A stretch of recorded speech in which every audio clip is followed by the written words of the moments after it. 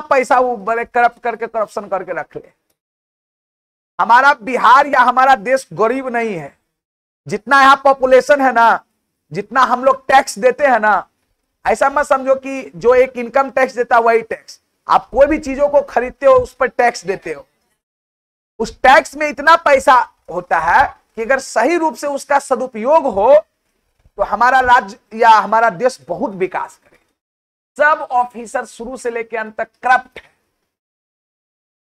और सरकार की पॉलिसी ऐसी होते जा रही है कि आप देख लीजिएगा धीरे धीरे कुछ पूंजीपतियों के हाथ में हमारा देश हो जाएगा। ऐसे ये पॉलिसी हो रहा है। मैं आपको बता रहा हूं एक चीज, थोड़ा सा देखिए मैं आपको बताता हूं। हरियाणा सरकार की इधर एक योजना है, आप पढ़े होंगे शायद।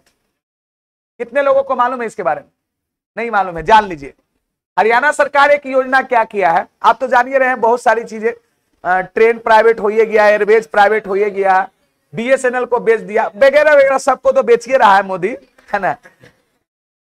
बस खाली बोलते थे कि देश नहीं बिकने देंगे, है ना। सोचिए क्या हो रहा है हरियाणा में। सुनते क्या, वो धीरे धीरे सब स्टेट में लागू होगा।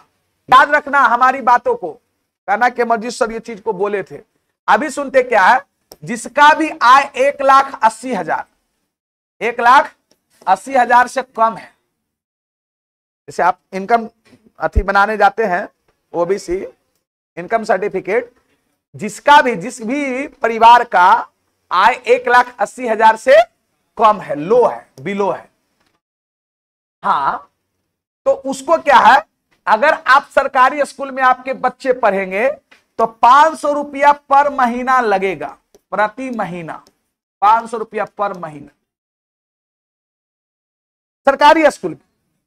अब सरकारी स्कूल में पढ़ने के लिए आपको 500 रुपया पर महीना लगेगा, ये गवर्नमेंट स्कूल में, गवर्नमेंट में। और प्राइवेट में अगर आप पढ़ने जाइएगा तो 1,100 रुपया, है ना, प्रति महीना, है ना, गवर्नमेंट प्राइवेट में पीवीटी, जिसको बोलते हैं पीवीटी, 1,100 रुपया पर महीना सरकार आपको देगी। आपको तो अभी बड़ा सुनने में अच्छा लग रहा है। देखिए योजना समझिए बातों को। अभी तो लोगों को सुनने में बहुत अच्छा लग रहा है कि सरकारी में पढ़ेबे तो 500 रुपया हमारा पर महीना लग जेते, गार्जियनो सोचेगा। आप प्राइवेट में पढ़ेबे 1,100 रुपया पर महीना हमारा सरकार देगा। अब मान ले किसी भी मतलब पेरेंट्स के पास 2 बच्चे हैं, तो सोचेगा कि 1,000 रुपया पर महीना देने से बढ़िया है कि 2,200 रुपया पर महीना लेके आप प्राइवेट स्कूल में नाम लिखा देंगे। गवर्नमेंट से तो ज्यादा पढ़ाई बढ़िया होगा, पैसा मिलेगा, तब तो मेरा बच्चा फिर ये पढ़ रहा है, एकरा में पढ़ाइयो नहीं होगा, अब पैसों लग जाएगा। ये तो बोलेगा ना मोदी सरकार बहुत बढ़िया किया है ना। लेकिन उसकी दूर की मंशा नहीं आप समझ रहे हैं। उनकी दूर की मंशा क्या है, जहां तक मैं समझ पा रहा हूं, हो सकता है कि मैं 100% सही नहीं हूंगा, लेकिन उनकी दूर की मंशा क्या है कि धीरे धीरे सभी बच्चा कहां जाने लगेगा, पीवीटी, प्राइवेट।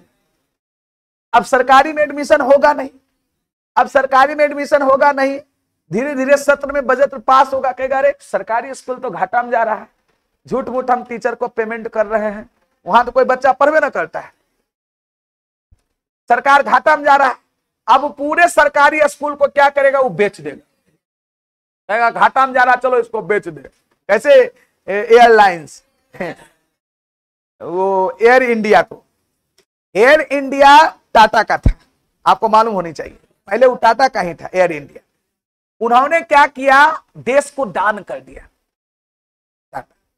देखिए आज भी टाटा कंपनी बहुत सारी चीजों को सोचती है ना, वो मानव हित में हर एक चीजों को सोचती है। उनका विचार परसेंटेज बोलता है ना कि अंबानी या अडानी बहुत अमीर आदमी है, लेकिन जितना जितना शेयर वो अंबानी लेता है रिलायंस का, अगर टाटा उतना लेने लगे ना तो टाटा सबसे बड़ा आदमी है, लेकिन वो बहुत सारे शेयर ट्रस्ट को दान कर देता है। ये बात आपको मालूम होनी चाहिए। और हर चीज जो देता है वो गरीब गुरबा के लिए हर चीजों को देखता है। 1 लाख रुपया में टकिया कार ला दिया था ताकि मध्यम वर्गीय परिवार भी कार की चढ़े, उसको लगे कि नहीं कार हो, नहीं नो लाया था। टाटा का लाने का ये योजना यही था। तो अब क्या होगा कि धीरे धीरे घाटा में चलने रहेगा, तू क्या करेगा, बेच देगा। आप बेच देगा तो एगो स्कूल दूगो स्कूल नहीं बेचेगा, वो पूरे कहेगा बिहार का पूरे स्कूल बेच दो। अब जिसके पास बहुत पैसा रहेगा वो पूरा लेगा। बहुत पैसा किसके पास है, तो पूंजीपतियों के पास है, अंबानी अडानी और जो हो बाड्रा है ना, यही सबके पास पैसा है, वो पूरा लेगा। आज अच्छा स्टेशन को कौन खरीद रहा है, कोई आम आदमी खरीद रहा है? जो भी स्टेशन बिक रहा है उसको कौन खरीद रहा है, जिसके पास बहुत पैसा है, करोड़ों अरबों में रुपया है, वो खरीद रहा है स्टेशन को, एयरपोर्ट को खरीद रहा है। हम लोग, आप लोग खरीदिएगा? तो मेरा कहने का मतलब पूरा स्कूल को खरीद लेगा, खरीद के क्या करेगा, अपने तरीका से फिर इंफ्रास्ट्रक्चर डेवलप कर देगा उसका। फिर ओकरा पढ़े जाइएगा, जो 500 रुपया महीना देना पड़ रहा था वो 2000 हो जाएगा। हाँ, यही तो प्राइवेट पहले से लगे रहा था। अब पेरेंट्स जो होगा, मान ले 3-4 साल ये चीज पैसा देगा, उसके बाद कहेगा क्या, बजट में बहुत पैसा जा रहा है, ये पैसा हम नहीं देंगे। अब पेरेंट करेगा क्या, ना यहाँ करेगा ना वहां का, उसको देना पड़ेगा। ये स्थिति होने वाली है। यही सेम कहानी हुआ था गैस के सब्सिडी में, मालूम है ना। इसका एकदम मतलब जीता जागता उदाहरण गैस वाला में आपको मैं बताता हूं। पहले सिलेंडर मिलता था 450 रुपया में, ये हमारा देखा हुआ चीज है पर सिलेंडर।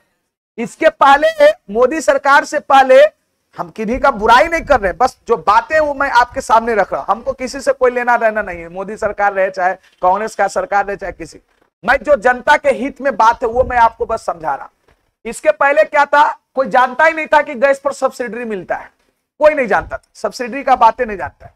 आज कितने लोग जानता है कि इलेक्ट्रिसिटी में सब्सिडी मिलता है? मिलता है सब्सिडी। आप देखिएगा इलेक्ट्रिसिटी बिल में देखिएगा तो सरकारी अनुदान लिखा रहेगा, इतना कुछ ना कुछ सब्सिडी मिलता है। नमक पर सब्सिडी मिलता है क्योंकि इसेंशियल चीज है। अगर नमक पर सरकार सब्सिडी नहीं देना तो 1 किलो नमक की कीमत 1 किलो चीनी से कम नहीं होगी।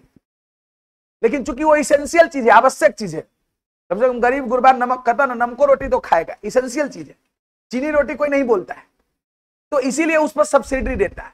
इन्होंने क्या किया, जब आया कहा नहीं, देखिए आपको अभी भी सिलेंडर 450 में मिल रहा है, बस तरीका उल्टा है। क्या है कि आप इसको 900 में खरीदिए कितना, 900 में। 450 रुपया आपको जो ज्यादा लग रहा है ना, वो खाता में आपका चल जाएगा। उसके बाद क्या किया, 450 रुपया, उसके बाद बोला क्या कि जो सक्षम आदमी है ना वो सब्सिडी को छोड़ सकते। पहले देखिए डायरेक्ट नहीं बोला जो सक्षम आदमी है, मतलब मान ले जाए जिसको सब्सिडी नहीं लेना चाहते, तो कुछ लोग क्या किया कि प्रतिष्ठा में सब्सिडी कुछ लोग छोड़ भी दिया कि 400 रुपया हम सब्सिडी लेंगे, गरीब गुरबा सब्सिडी, हम अच्छा आदमी में से, ये मतलब बीपीएल कोटा में नहीं है, एपीएल कोटा में हमें।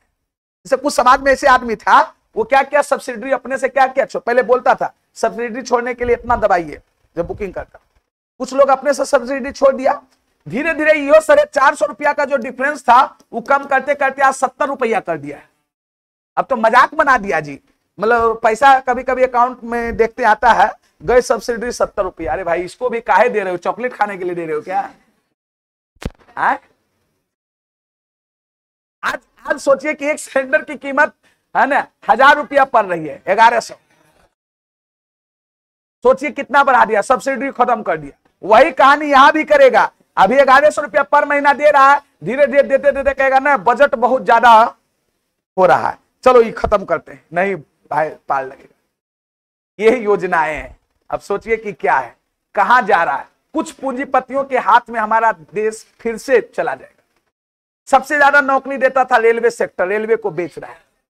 देखिए हमको प्राइवेटाइजेशन से मतलब नहीं है, वो करे लेकिन सरकार उस पर कमांड रखे कि भर्ती हमारे थ्रू होगा। अब वो सीधे बेच दिया तो उसको कहेगा तुमको हम देंगे 20,000, 10,000 में मिल रहा है हमारा काम करे वाला, थोड़ा 20,000 काहे देंगे, ये हो गया। तो मोदी जी देश को जानते क्या समझ रहे हैं, एक दुकान है, वो देश नहीं चला रहे हैं, दुकान चला रहे हैं, जिसमें ज्यादा प्रॉफिट हो बस वो दिमाग लगे तो रहता बैठ। क्या कीजिए, और ये सब बात, ये सब राजनीतिक की बात थी। लेकिन चूंकि आप युवा पीढ़ी है तो आपको भी कम से कम ये जानकारी होनी चाहिए कि हमारे देश में क्या हो रहा है, क्योंकि आप ही लोग देश का भविष्य है, अगला जनरेशन आप ही लोग है। तो आपको समझ में ये चीजें आनी चाहिए कि ये सब चीजें हो रही। ये अभी ये जो चीजें है ना फैक्ट, ये हरियाणा सरकार सिर्फ लागू की है, लेकिन ये देखिएगा कि धीरे धीरे सभी सरकार लागू